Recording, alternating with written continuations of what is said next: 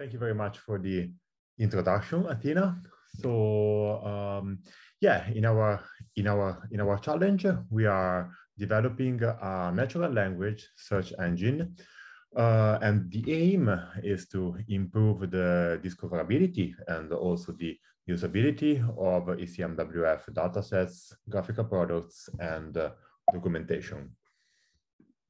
So let me start from the current state. So ECMWF has a very large number of data sources, and they are distributed on many different platforms. So currently we have the Confluence knowledge base with a lot of very useful information. We have web content also distributed on different websites, GitHubs. There are many different data APIs, and there is the charts API. Sorry, Piero, to interrupt you. Someone is commenting that the image is frozen. Can you try like browsing again your pages? Like this? Okay. So we are at the slides, the current state, various ECMWF data sources. Can you see this? Okay. Yeah, for me it was fine, but we received also here on my other laptop, everything is fine. So maybe. Okay. Sorry to interrupt you. It was just because of the comment, but I'm sure. No problem. Yeah. So yeah, that's the current state. A lot of useful information spread on different platforms, and so. What we would like to do is to improve the discoverability, improve the usability of these data sources, and also maybe as final goal, enabling mixing and comparing data from different sources.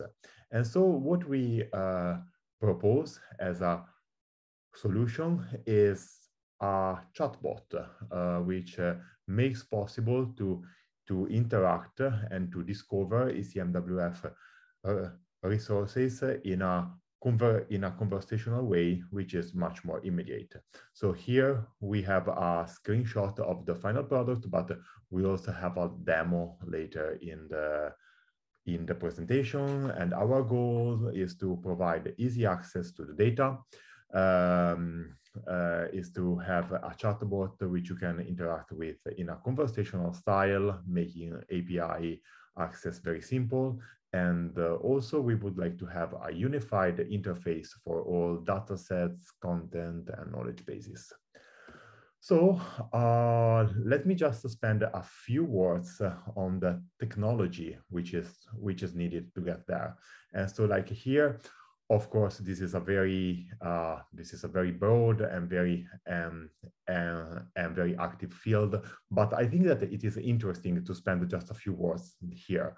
So how is it possible to design algorithms that can understand human language and that they can reply also with human language? Since the 90s, the so-called recurrent neural networks have seen a lot of success in maybe in translating from one language to another language. However, our NNs are limited by a rather short memory. The real breakthrough happened in 2017 with the introduction of transformers, which have a new mechanism called self-attention, which allows to have a much longer memory, so capturing the local and the global context. And this transformer is the T in ChatGPT, and so was instrumental to the development of the instruction-tuned chatbots that we have today, ChatGPT, and also many others. And the second very important piece of technology that we are using for our product is vector database.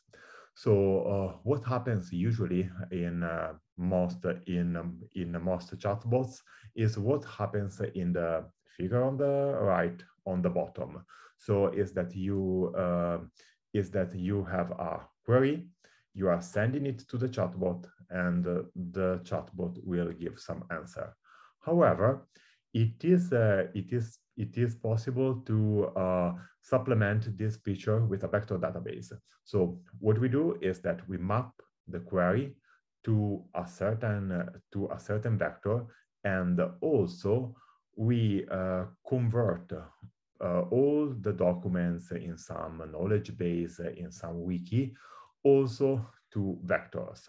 So we can compare the vector representing the query to the vectors in the knowledge base using some measure of similarity, and we can form some context, maybe selecting the 3 most similar documents or the 10 most similar documents. And so what we have in the end is that we are providing to the chatbot the original query and also some content coming from the knowledge base. And this is very useful because we can also use some private information maybe that we cannot use for the training of the chatbot, or we can also use some updated information which was not available at the time when the chatbot was trained. And so with this workflow, it is possible to greatly enhance the capabilities of a chatbot. So I'll move on explain the second building block of our solution, which are tools. So tools are general instruments in the hand of the chatbot. For example, if we have an API specification that comes in some structured form, for example, Open API standard or XML, so we can build in simple ways, no? Structured prompts that are supplied to the large language model. So through prompt engineering, we can actually teach the large language model how to interact with these APIs in order to retrieve data or information. So within our tool, we have embedded 2 different APIs. One that returns the meteogram for a particular location, and the other is the general API charts, which comprises more than 300 different endpoints with several different chart products from ECMWF. So we here on the right picture, we see, for example, an example prompt, which it's typical to be used, within LLM development, with which one can allow the model to understand how to interact with APIs. And tools exist for very different type of tasks, not only APIs, but also programming languages, many other things. And actually, so right now, the market for this type of model is such big and new that every now and then a new tool is coming out, no? And so we have this model, no? So actually, we employed ChatGPT, and we'll spend a couple of words later on open source models. And we can, so we built an interface, as Giacomo said, in order to interact with that. And we like now to show you a couple of examples. So I kind of go live now and show you directly the interface, no? That is the one that you actually see. So it's very simple. So we can just put some text in it, and it will actually work. No, I'll put some here. There's always some disclaimer to say, because as you know, the ChatGPT models has some. So it's not really stable in the sense that it can yield different answer to very similar queries, but actually, so this is working now. You see, we ask for the meteogram for Venice, which is the place where we are based, and here the chatbot replied with a link to the endpoint where the the metagram for Venice is stored. As you can see, there's actually the city, written down. So actually the model needed to convert the city to a latitude and longitude point, thing that actually ChatGPT does great at. And this is, total cloud cover, total precipitation, 10-meter wind speed, and temperature, which is a standard metagram from ECMWF. So it's a forecast for the coming 10 days. So let's move to another type of question, which is how to access charts, And then we ask a chart of mean sea level and 10-meter wind over Venice for tomorrow at 12, And even here, all the different endpoints that ECMWF has, not always all these endpoints has the same parameters to be used. So there's different projections, different time that are available for different APIs. But also here we solved nicely, and we got, so the query was, let's say, pretty defined, 10-meter wind and mean sea level pressure, which is a product well-defined. The date is tomorrow at 12, as we asked, and the area is Southeast Europe, which is the projections available within this type of chart that is closest to Venice. And this is the second part of what we have seen. Now I'll put a third question, which is more general, related to knowledge-based retrieval. Here we, in the current version, we retrieved on the database in the way Giacomo explained before, the top 4 matching documents, and the model does a summarization of the content from all these 4 documents, and then we display also directly the links. So we ask, what is EC codes, which is not, maybe for non-technical people, not very famous. EC codes is a module for working with grid files, which are gridded files that contains weather data. And here we have, for example, the different links that were found,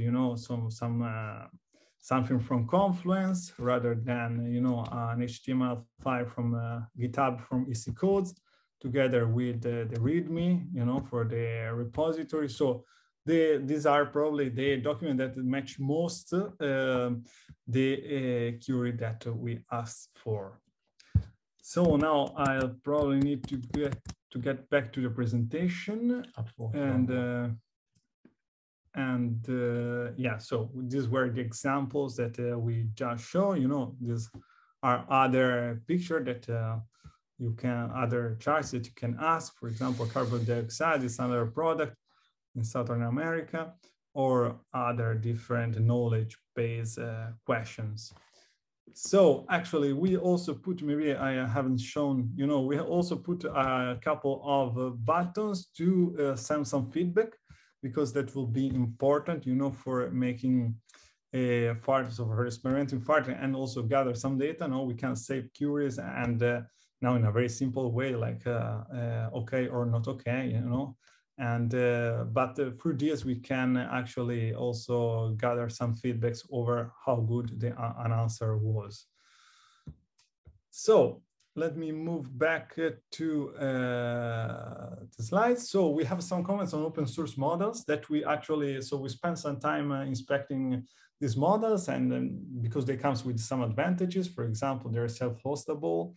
They're private, they're probably more efficient because we could build a smaller model solution if working. They come also with some disadvantages, because we tested very different models, and we started from the smallest one, and we see that actually to replicate ChatGPT, or at least a fraction of ChatGPT efficiency in handling all of these, we still need quite some infrastructure in terms of GPUs. And therefore, there's some quality and performance issue. But yeah, so we are confident, that in the way this field is going, that in some months we will have more solutions that also are fully open source. Then last, we have some outlook on what we are willing to do in the coming period till the end of the Code for Earth. And we need to add the data API to the model, which is through which we can actually also get code for accessing particular data, similar to what we have done for the charts, but asking a proper query for the data API.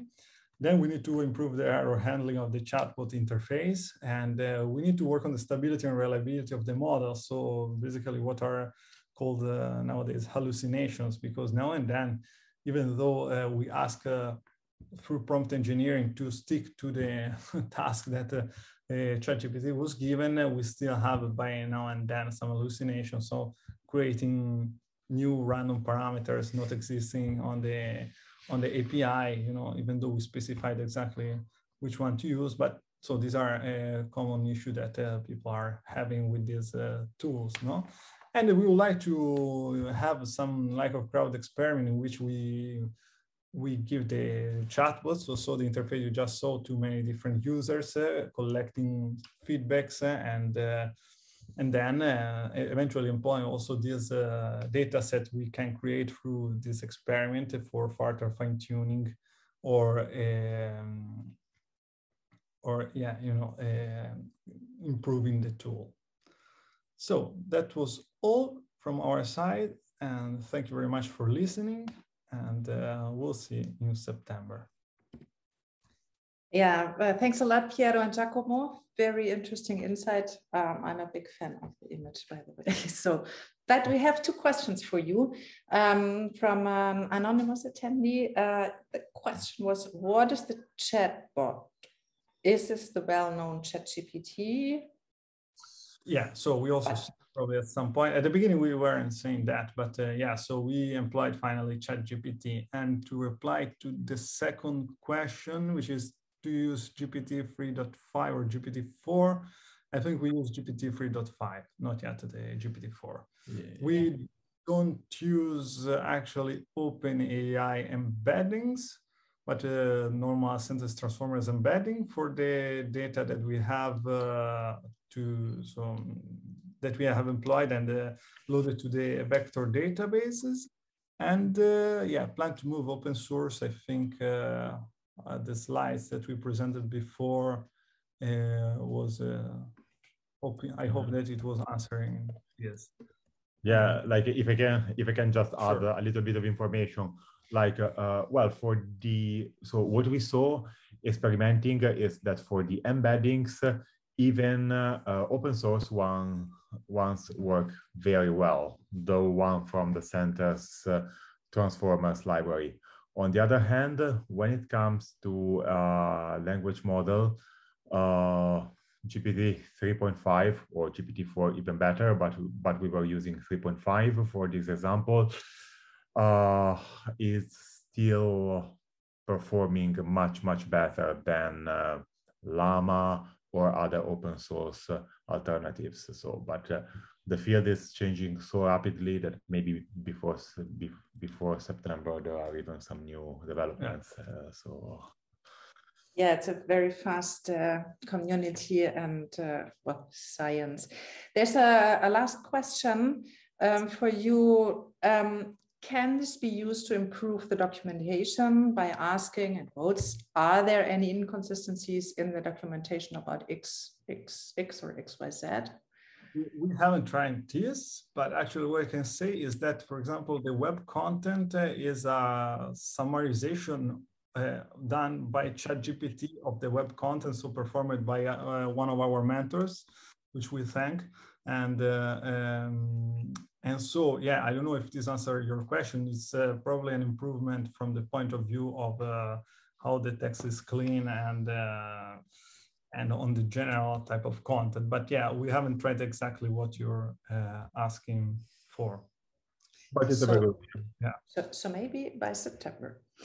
Okay, thanks again, Piero and Giacomo. Very nice presentation.